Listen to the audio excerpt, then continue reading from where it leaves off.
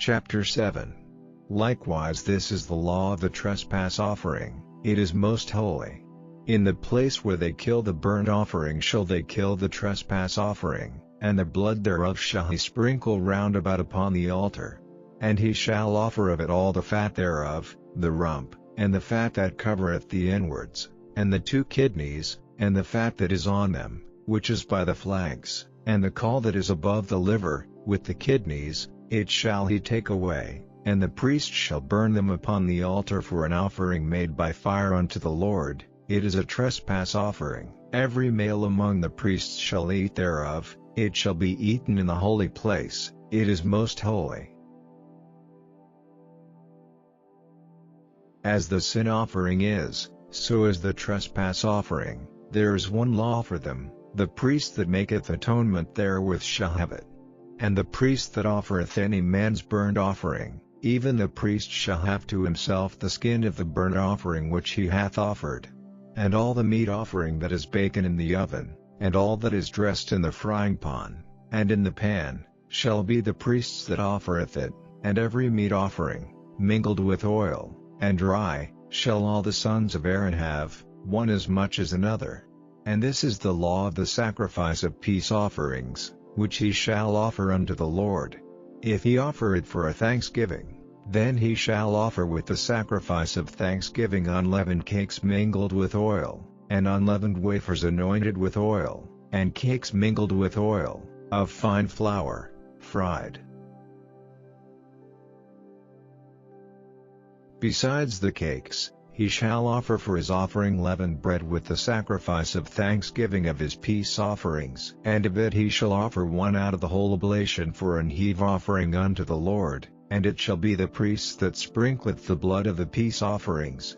And the flesh of the sacrifice of his peace offerings for thanksgiving shall be eaten the same day that it is offered, he shall not leave any of it until the morning. But if the sacrifice of his offering be a vow, or a voluntary offering, it shall be eaten the same day that he offereth his sacrifice, and on the morrow also the remainder of it shall be eaten. But the remainder of the flesh of the sacrifice on the 3rd day shall be burnt with fire. And if any of the flesh of the sacrifice of his peace offerings be eaten at all on the 3rd day, it shall not be accepted, neither shall it be imputed unto him that offereth it, it shall be an abomination, and the soul that eateth of it shall bear his iniquity. And the flesh that toucheth any unclean thing shall not be eaten, it shall be burnt with fire. And as for the flesh, all that be clean shall eat thereof. But the soul that eateth of the flesh of the sacrifice of peace offerings, that pertain unto the Lord, having his uncleanness upon him, even that soul shall be cut off from his people. Moreover the soul that shall touch any unclean thing, as the uncleanness of man, or any unclean beast, or any abominable unclean thing, and eat of the flesh of the sacrifice of peace offerings, which pertain unto the Lord, even that soul shall be cut off from his people. And the Lord spake unto Moses, saying, Speak unto the children of Israel, saying, Ye shall eat no manner of fat, of ox, or of sheep, or of goat. And the fat of the beast that dieth of itself, and the fat of that which is torn with beasts, may be used in any other use, but ye shall in no wise eat of it. For whosoever eateth the fat of the beast, of which men offer an offering made by fire unto the Lord, even the soul that eateth it shall be cut off from his people. Moreover ye shall eat no manner of blood, whether it be of fowl or of beast, in any of your dwellings. Whatsoever soul it be that eateth any manner of blood, even that soul shall be cut off from his people. And the Lord spake unto Moses, saying, Speak unto the children of Israel, saying, He that offereth the sacrifice of his peace offerings unto the Lord shall bring his oblation unto the Lord of the sacrifice of his peace offerings. His own hands shall bring the offerings of the Lord made by fire, the fat with the breast, it shall he bring, that the breast may be waved for a wave offering before the Lord. And the priest shall burn the fat upon the altar, but the breast shall be Aaron's and his sons'. And the right shoulder shall ye give unto the priest for an heave offering of the sacrifices of your peace offerings. he among the sons of Aaron, that offereth the blood of the peace offerings, and the fat, shall have the right shoulder for his part. For the wave breast and the heave shoulder have I taken of the children of Israel from off the sacrifices of their peace offerings, and have given them unto Aaron the priest and unto his sons by a statute forever from among the children of Israel. This is the portion of the anointing of Aaron, and of the anointing of his sons, out of the offerings of the Lord made by fire, in the day when he presented them to minister unto the Lord in the priest's office, which the Lord commanded to be given them of the children of Israel, in the day that he anointed them, by a statute forever throughout their generations. This is the law of the burnt offering, of the meat offering, and of the sin offering, and of the trespass offering, and of the consecrations, and of the sacrifice of the peace offerings, which the Lord commanded Moses in Mount Sinai, in the day that he commanded the children of Israel to offer their oblations unto the Lord, in the wilderness of Sinai. Chapter 8. And the Lord spake unto Moses, saying, Take Aaron and his sons with him, and the garments, and the anointing oil, and a bullock for the sin offering, and 2 rams, and a basket of unleavened bread, and gather thou all the congregation together unto the door of the tabernacle of the congregation. And Moses did as the Lord commanded him, and the assembly was gathered together unto the door of the tabernacle of the congregation. And Moses said unto the congregation, This is the thing which the Lord commanded to be done. And Moses brought Aaron and his sons, and washed them with water. And he put upon him the coat, and girded him with the girdle, and clothed him with the robe, and put the ephod upon him, and he girded him with the curious girdle of the ephod, and bound it unto him therewith. And he put the breastplate upon him, also he put in the breastplate the Urim and the Thummim. And he put the mitre upon his head, also upon the mitre, even upon his forefront, did he put the golden plate, the holy crown, as the Lord commanded Moses. And Moses took the anointing oil, and anointed the tabernacle and all that was therein, and sanctified them.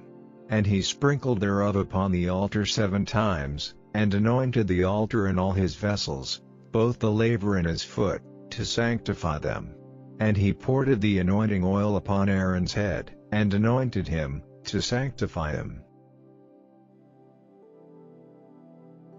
And Moses brought Aaron's sons, and put coats upon them, and girded them with girdles, and put bonnets upon them, as the Lord commanded Moses. And he brought the bullock for the sin offering, and Aaron and his sons laid their hands upon the head of the bullock for the sin offering. And he slew it, and Moses took the blood, and put it upon the horns of the altar round about with his finger, and purified the altar, and poured the blood at the bottom of the altar, and sanctified it, to make reconciliation upon it. And he took all the fat that was upon the inwards, and the caul above the liver, and the 2 kidneys, and their fat, and Moses burned it upon the altar. But the bullock, and his hide, his flesh, and his dung, he burnt with fire without the camp, as the Lord commanded Moses. And he brought the ram for the burnt offering, and Aaron and his sons laid their hands upon the head of the ram.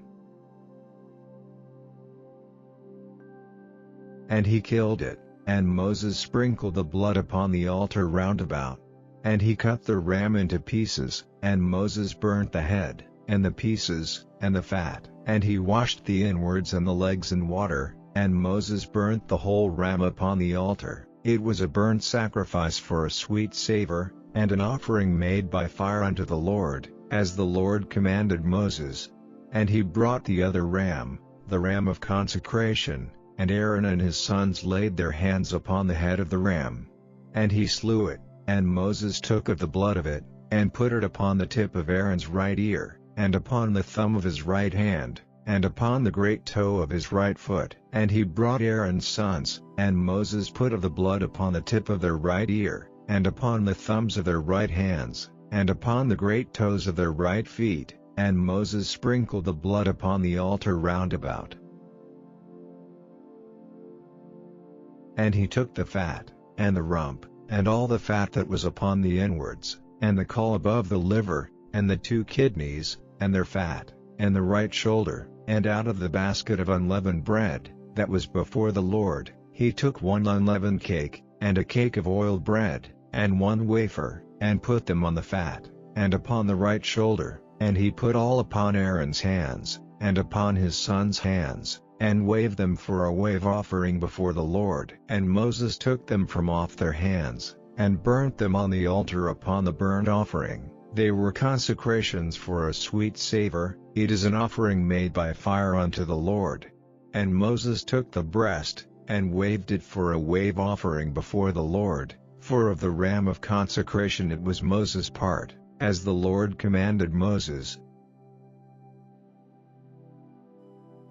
And Moses took of the anointing oil, and of the blood which was upon the altar, and sprinkled it upon Aaron, and upon his garments, and upon his sons' garments with him, and sanctified Aaron, and his garments, and his sons' garments with him. And Moses said unto Aaron and to his sons, Boil the flesh at the door of the tabernacle of the congregation, and there eat it with the bread that is in the basket of consecrations, as I commanded, saying, Aaron and his sons shall eat it. And that which remaineth of the flesh and of the bread shall ye burn with fire. And ye shall not go out of the door of the tabernacle of the congregation in 7 days, until the days of your consecration be at an end. For 7 days shall he consecrate you, as he hath done this day, so the Lord hath commanded to do, to make an atonement for you.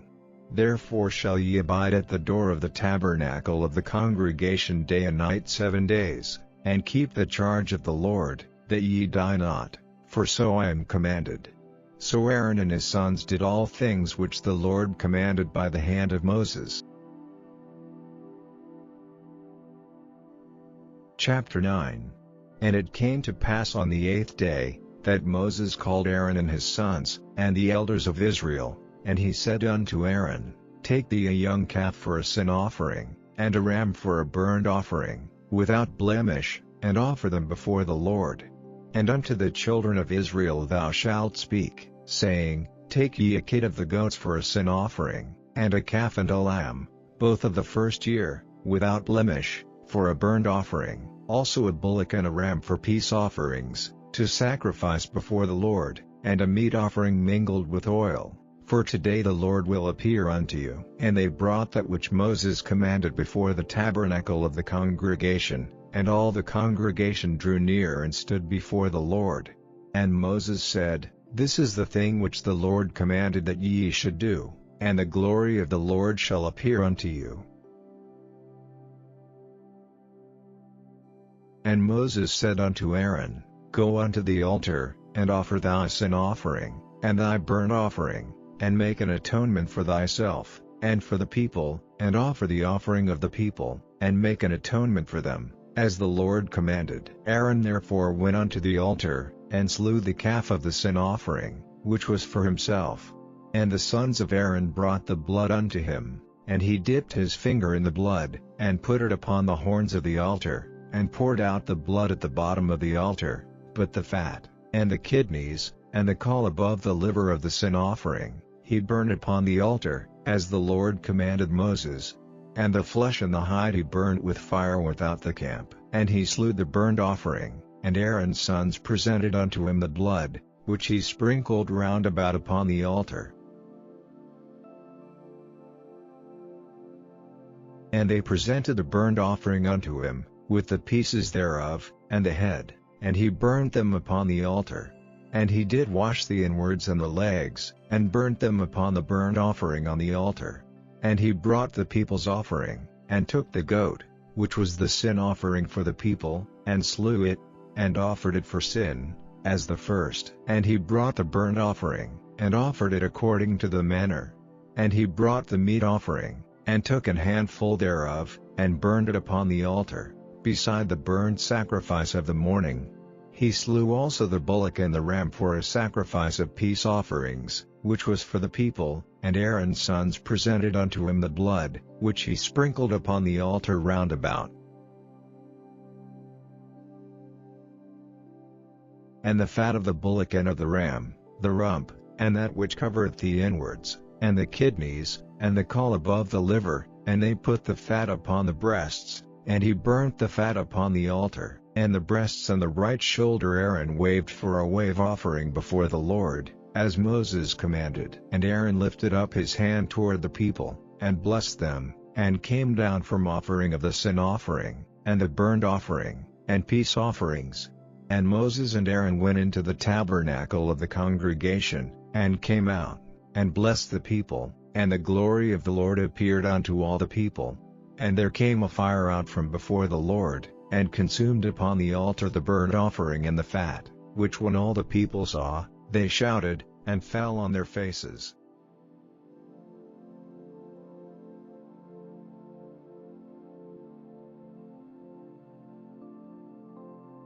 लव्य व्यवस्था अध्याय 7। फिर दोष बलि की व्यवस्था यह है, वह परम पवित्र है। जिस स्थान पर होम बलि पशु का वध करते हैं, उसी स्थान पर दोष बलि पशु का भी बलि करे, और उसके लोहू को याजक वेदी पर चारों ओर छिड़के, और वह उसमें की सब चर्बी को चढ़ाए, अर्थात उसकी मोटी पूंछ को, और जिस चर्बी से अतड़ियां ढपी रहती है वह भी, और दोनों गुर्दे और जो चर्बी उनके ऊपर और कमर के पास रहती है, और गुर्दों समेत कलेजे के ऊपर की झिल्ली, इन सबों को वह अलग करे, और याजक इन्हें वेदी पर यहोवा के लिए हवन करे, तब वह दोष बलि होगा। याजक में के सब पुरुष उसमें से खा सकते हैं। वह किसी पवित्र स्थान में खाया जाए, क्योंकि वह परम पवित्र है। जैसा पाप बलि है, वैसा ही दोष बलि भी है। उन दोनों की एक ही व्यवस्था है। जो याजक उन बलियों को चढ़ा के प्रायश्चित्त करे, वही उन वस्तुओं को ले ले, और जो याजक किसी के लिए होम बलि को चढ़ाए, उस होम बलि पशु की खाल को वही याजक ले ले, और तंदूर में व कढ़ाई में व तवे पर पके हुए सब अन्न बलि उसी याजक की होंगी जो उन्हें चढ़ाते हैं। और सब अन्न बलि जो चाहे तेल के सने हुए हो चाहे रूखे हो, वे हारून के सब पुत्रों को एक समान मिले। और मेल बलि की जिससे कोई यहोवा के लिए चढ़ाए, व्यवस्था यह है, यदि वह उसे धन्यवाद के लिए चढ़ाए, तो धन्यवाद बलि के साथ तेल से सने हुए अखमीरी फुलके, और तेल से चुपड़ी हुई अखमीरी रोटियां, और तेल से सने हुए मैदे के फुलके तेल से तर चढ़ाए। और वह अपने धन्यवाद वाले मेलबलि के साथ अखमीरी रोटी भी चढ़ाए, और ऐसे एक एक चढ़ावे में से एक एक रोटी यहोवा को उठाने की भेंट करके चढ़ाए। वह होमबलि के लोहू के छिड़कने वाले याजक की हो। और उस धन्यवाद वाले मेलबलि का मांस बलिदान चढ़ाने के दिन ही खाया जाए, उसमें से कुछ भी भोर तक शेष न रह जाए। पर यदि उसके बलिदान का चढ़ावा मन्नत का व स्वेच्छा का हो, तो उस बलिदान को जिस दिन वह चढ़ाया जाए उसी दिन वह खाया जाए, और उसमें से जो शेष रह जाए वह दूसरे दिन भी खाया जाए। परंतु जो कुछ बलिदान के मांस में से तीसरे दिन तक रह जाए वह आग में जला दिया जाए। और उसके मेल बलि के मांस में से यदि कुछ भी तीसरे दिन खाया जाए तो वह ग्रहण न किया जाए और न पुण्य में गिरा जाए, वह घृणित कर्म समझा जाएगा। और जो कोई उसमें से खाए उसका अधर्म उसी के सिर पर पड़ेगा। फिर जो मांस किसी अशुद्ध वस्तु से छू जाए वह न खाया जाए, वह आग में जला दिया जाए। फिर मेल बलि का मांस जितने शुद्ध हो वे ही खाए, परंतु जो अशुद्ध होकर यहोवा के मेल बलि के मांस में से कुछ खाए वह अपने लोगों में से नाश किए जाए। और यदि कोई किसी वस्तु को छूकर, अशुद्ध वस्तु को छूकर यहोवा के मेल बलि पशु के मांस में से खाए, तो वह भी अपने लोगों में से नाश किया जाए, चाहे वह मनुष्य की कोई अशुद्ध वस्तु व अशुद्ध पशु व कोई भी अशुद्ध और घृणित वस्तु हो। फिर यहोवा ने मूसा से कहा, इस्राएलियों से इस प्रकार कह कि तुम लोग न तो बैल की कुछ चर्बी खाना और न भेड़ व बकरी की, और जो पशु स्वयं मर जाए और जो दूसरे पशु से फाड़ा जाए उसकी चर्बी और काम में लाना, परंतु उसे किसी प्रकार से खाना नहीं। जो कोई ऐसे पशु की चर्बी खाएगा जिसमें से लोग कुछ यहोवा के लिए हवन करके चढ़ाया करते हैं, वह खाने वाला अपने लोगों में से नाश किया जाएगा। और तुम अपने घर में किसी भांति का लोहू, चाहे पक्षी का चाहे पशु का हो, न खाना। हर एक पक्षी या प्राणी जो किसी भांति का लोहू खाएगा, वह अपने लोगों में से नाश किया जाएगा। फिर यहोवा ने मूसा से कहा, इस्राएलियों से इस प्रकार कह कि जो यहोवा के लिए मेल बलि चढ़ाए, वह उसी मेल बलि में से यहोवा के पास भेंट ले आए। और वह अपने ही हाथों से यहोवा के हव्य को, अर्थात छाती समेत चर्बी को ले आए, कि छाती हिलाने की भेंट करके यहोवा के सामने हिलाई जाए। और याजक चर्बी को तो वेदी पर जलाए, परंतु छाती हारून और उसके पुत्रों की होगी। फिर तुम अपने मेल बलियों में से दहिनी जांग को भी उठाने की भेंट करके याजक को देना। हारून के पुत्रों में से जो मेल बलि के लोहू और चर्बी को चढ़ाए, दहिनी जांग उसी का भाग होगा, क्योंकि इस्राएलियों के मेल बलियों में से हिलाने की भेंट की छाती और उठाने की भेंट की जांग को लेकर मैंने याजक हारून और उसके पुत्रों को दिया है कि यह सर्वदा इस्राएलियों की ओर से उनका हक बना रहे। जिस दिन हारून और उसके पुत्र यहोवा के समीप याजक पद के लिए लाए गए, उसी दिन यहोवा के हव्यों में से उनका यही अभिषिक्त भाग ठहराया गया। अर्थात जिस दिन यहोवा ने उनका अभिषेक किया, उसी दिन उसने आज्ञा दी कि उनको इस्राएलियों की ओर से यही भाग नित मिला रहे। उनकी पीढ़ी पीढ़ी के लिए उनका यही हक ठहराया गया। होम बलि, अन्न बलि, पाप बलि, दोष बलि, याजकों के संस्कार बलि और मेल बलि की यही व्यवस्था है। जब यहोवा ने सीनै पर्वत के पास के जंगल में मूसा को आज्ञा दी कि इस्राएली मेरे लिए क्या क्या चढ़ावे चढ़ाए, तब उसने उनको यही व्यवस्था दी थी। लव्य व्यवस्था अध्याय 8। फिर यहोवा ने मूसा से कहा, तू हारून और उसके पुत्रों के वस्त्रों और अभिषेक के तेल और पाप बलि के बछड़े और दोनों मेंढों और अख़मीरी रोटी की टोकरी को मिलाप वाले तंबू के द्वार पर ले आ और वही सारी मंडली को इकट्ठा कर। यहोवा की इस आज्ञा के अनुसार मूसा ने किया और मंडली मिलाप वाले तंबू के द्वार पर इकट्ठी हुई। तब मूसा ने मंडली से कहा, जो काम करने की आज्ञा यहोवा ने दी है वह यह है। फिर मूसा ने हारून और उसके पुत्रों को समीप ले जाकर जल से नहलाया। तब उसने उनको अंगरखा पहनाया और कटिबंध लपेटकर बागा पहना दिया और एपोद लगाकर एपोद के काढ़े हुए पटुके से एपोद को बांधकर कस दिया। और उसने उनके चपरास लगाकर चपरास में उरीम और तुमीम रख दिए। तब उसने उसके सिर पर पगड़ी बांधकर पगड़ी के सामने पर सोने के टीके को अर्थात पवित्र मुकुट को लगाया, जिस प्रकार यहोवा ने मूसा को आज्ञा दी थी। तब मूसा ने अभिषेक का तेल लेकर निवास का और जो कुछ उसमें था उन सबका भी अभिषेक करके उन्हें पवित्र किया। और उस तेल में से कुछ उसने वेदी पर 7 बार छिड़का और कुल सामान समेत वेदी का और पाए समेत हौदी का अभिषेक करके उन्हें पवित्र किया। और उसने अभिषेक के तेल में से कुछ हारून के सिर पर डालकर उसका अभिषेक करके उसे पवित्र किया। फिर मूसा ने हारून के पुत्रों को समीप ले आकर अंगरखे पहनाकर फेटे बांध के उनके सिर पर टोपी रख दी, जिस प्रकार यहोवा ने मूसा को आज्ञा दी थी।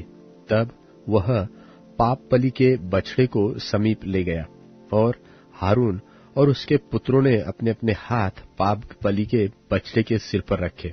तब वह बलि किया गया, और मूसा ने लोहू को लेकर उंगली से वेदी के चारों सींगों पर लगाकर पवित्र किया, और लोहू को वेदी के पाए पर उंडेल दिया, और उनके लिए प्रायश्चित करके उसको पवित्र किया। और मूसा ने अतड़ियों पर की सब चर्बी और कलेजे पर की झिल्ली और चर्बी समेत दोनों गुर्दों को लेकर वेदी पर जलाया, और बछड़े में से जो कुछ शेष रह गया उसको, अर्थात गोबर समेत उसकी खाल और मांस को, उसने छावनी के बाहर आग में जलाया, जिस प्रकार यहोवा ने मूसा को आज्ञा दी थी। फिर वह होम बलि के मेंढे को समीप ले गया, और हारून और उसके पुत्रों ने अपने अपने हाथ मेंढे के सिर पर रखे। तब वह बलि किया गया, और मूसा ने उनका लहू वेदी पर चारों ओर छिड़का। तब मेंढा टुकड़े टुकड़े किया गया, और मूसा ने सिर और चर्बी समेत टुकड़ों को जलाया। तब अतड़िया और पांव जल से धोए गए, और मूसा ने पूरे मेंढे को वेदी पर जलाया, और सब सुखदायक सुगंध देने के लिए होम बलि और यहोवा के लिए वो हव्य हो गया, जिस प्रकार यहोवा ने मूसा को आज्ञा दी थी। फिर वह दूसरे मेंढे को, जो संस्कार का मेंढा था, समीप ले गया, और हारून और उसके पुत्रों ने अपने अपने हाथ मेंढे के सिर पर रखे।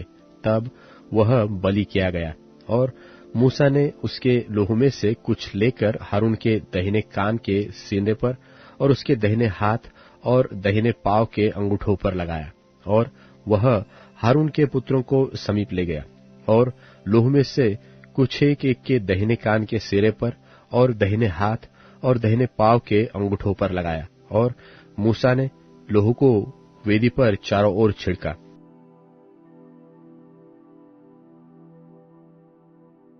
और उसने चर्बी और मोटी पूंछ और अतड़ियों पर की सब चर्बी और कलेजे पर की झिल्ली समेत दोनों गुर्दे और दहीनी जांघ, ये सब लेकर अलग रखे, और अखमीरी रोटी की टोकरी जो यहोवा के आगे रखी गई थी, उसमें से एक रोटी और तेल से सने हुए मैदे का एक फुलका और एक रोटी लेकर चर्बी और दहीनी जांघ पर रख दी। और ये सब वस्तुएं हारून और उसके पुत्रों के हाथों पर धर दी गई, और हिलाने की भेंट के लिए यहोवा के आगे हिलाई गई। और मूसा ने उन्हें फिर उनके हाथों पर से लेकर उन्हें वेदी पर होम बलि के ऊपर जलाया। यह सुखदायक सुगंध देने के लिए संस्कार की भेंट और यहोवा के लिए हव्य था। तब मूसा ने छाती को लेकर हिलाने की भेंट के लिए यहोवा के आगे हिलाया, और संस्कार के मेंढे में से मूसा का भाग यही हुआ, जैसा यहोवा ने मूसा को आज्ञा दी थी। और मूसा ने अभिषेक के तेल और वेदी पर के लोहू दोनों में से कुछ लेकर हारून और उसके वस्त्रों पर और उसके पुत्रों और उनके वस्त्रों पर भी छिड़का, और उसने वस्त्रों समेत हारून को और वस्त्रों समेत उसके पुत्रों को भी पवित्र किया। और मूसा ने हारून और उसके पुत्रों से कहा, मांस को मिलाप वाले तंबू के द्वार पर पकाओ, और उस रोटी को जो संस्कार की टोकरी में है वही खाओ, जैसा मैंने आज्ञा दी है कि हारून और उसके पुत्र उसे खाए, और मांस और रोटी में से जो शेष रह जाए उसे आग में जला देना। और जब तक तुम्हारे संस्कार के दिन पूरे न हो तब तक, अर्थात 7 दिन तक मिलाप वाले तंबू के द्वार के बाहर न जाना, क्योंकि वह 7 दिन तक तुम्हारा संस्कार करता रहेगा।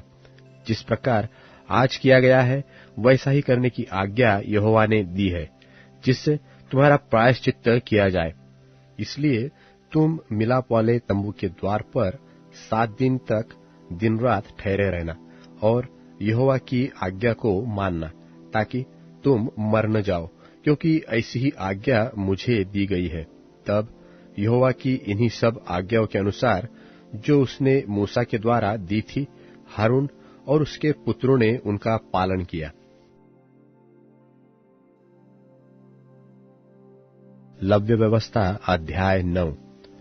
8वें दिन मूसा ने हारून और उसके पुत्रों को और इस्राएली पुरनियों को बुलवाकर हारून से कहा, पाप बलि के लिए एक निर्दोष बछड़ा और होम बलि के लिए एक निर्दोष मेंढा लेकर यहोवा के सामने भेंट चढ़ा, और इस्राएलियों से यह कहा कि तुम पाप बलि के लिए एक बकरा और होम बलि के लिए एक बछड़ा और एक भेड़ का बच्चा लो, जो 1 वर्ष के हो और निर्दोष हो, और मेल बलि के लिए यहोवा के सन्मुख चढ़ाने के लिए एक बैल और एक मेंढा और तेल से सने हुए मैदे का एक अन्नबलि भी ले लो, क्योंकि आज यहोवा तुमको दर्शन देगा। और जिस जिस वस्तु की आज्ञा मूसा ने दी उन सबको वे मिलाप वाले तंबू के आगे ले आए, और सारी मंडली समीप जाकर यहोवा के सामने खड़ी हुई। तब मूसा ने कहा, यह वह काम है जिसके करने के लिए यहोवा ने आज्ञा दी है कि तुम उसे करो, और यहोवा की महिमा का तेज तुमको दिखाई पड़ेगा। और मूसा ने हारून से कहा, यहोवा की आज्ञा के अनुसार वेदी के समीप जाकर अपने पाप बलि और होम बलि को चढ़ाकर अपने और सब जनता के लिए प्रायश्चित्त कर, और जनता के चढ़ावे को भी चढ़ाकर उनके लिए प्रायश्चित्त कर। इसलिए हारून ने वेदी के समीप जाकर अपने पाप बलि के बछड़े का बलिदान किया, और हारून के पुत्र लोहू को उसके पास ले गए। तब उसने अपनी उंगली को लोहू में डुबाकर वेदी के सिंगों पर लोहू को लगाया, और शेष लोहू को वेदी के पाए पर उंडेल दिया, और पाप बलि में की चर्बी और गुर्दों और कलेजे पर की झिल्ली को उसने वेदी पर जलाया, जैसा यहोवा ने मूसा को आज्ञा दी थी। और मांस और खाल को उसने छावनी से बाहर आग में जलाया। तब होम बलि पशु का बलिदान किया, और हारून के पुत्रों ने लोहू को उसके हाथ में दिया, और उसने उसको वेदी पर चारों ओर छिड़का। तब उन्होंने होम बलि पशु का टुकड़ा टुकड़ा करके सिर सहित उसके हाथ में दे दिया, और उसने उनको वेदी पर जला दिया। और उसने अतड़ियों और पांवों को धोकर वेदी पर होम बलि के ऊपर जलाया, और उसने लोगों के चढ़ावे को आगे लेकर और उस पाप बलि के बकरे को जो उनके लिए था लेकर उसका बलिदान किया, और पहले के समान उसे भी पाप बलि करके चढ़ाया। और उसने होम बलि को भी समीप ले जाकर विधि के अनुसार चढ़ाया, और अन्न बलि को भी समीप ले जाकर उसमें से मुट्ठी भर वेदी पर जलाया। यह भोर के होम बलि के अलावा चढ़ाया गया। और बैल और मेंढा अर्थात जो मेल बलि पशु जनता के लिए थे वे भी बलि किए गए, और हारून के पुत्रों ने लोहू को उसके हाथ में दिया, और उसने उसको वेदी पर चारों ओर छिड़क दिया। और उन्होंने बैल की चर्बी को और मेंढे में से मोटी पूंछ को और जिस चर्बी से अतड़ियां ढपी रहती है उसको और गुर्दों सहित कलेजे पर की झिल्ली को भी उसके हाथ में दिया, और उन्होंने चर्बी को छातियों पर रखा, और उसने वह चर्बी वेदी पर जलाई। परंतु छातियों और दहिनी जांघ को हारून ने मूसा की आज्ञा के अनुसार हिलाने की भेंट के लिए यहोवा के सामने हिलाया। तब हारून ने लोगों की ओर हाथ बढ़ाकर उन्हें आशीर्वाद दिया, और पाप बलि, होम बलि और मेल बलियों को चढ़ाकर वह नीचे उतर आया। तब मूसा और हारून मिलाप वाले तंबू में गए और निकलकर लोगों को आशीर्वाद दिया। तब यहोवा का तेज सारी जनता को दिखाई दिया, और यहोवा के सामने से आग निकलकर चर्बी सहित होम बलि को वेदी पर भस्म कर दिया। इसे देखकर जनता ने जय जयकार का नारा मारा और अपने अपने मुंह के बल गिरकर दंडवत किया।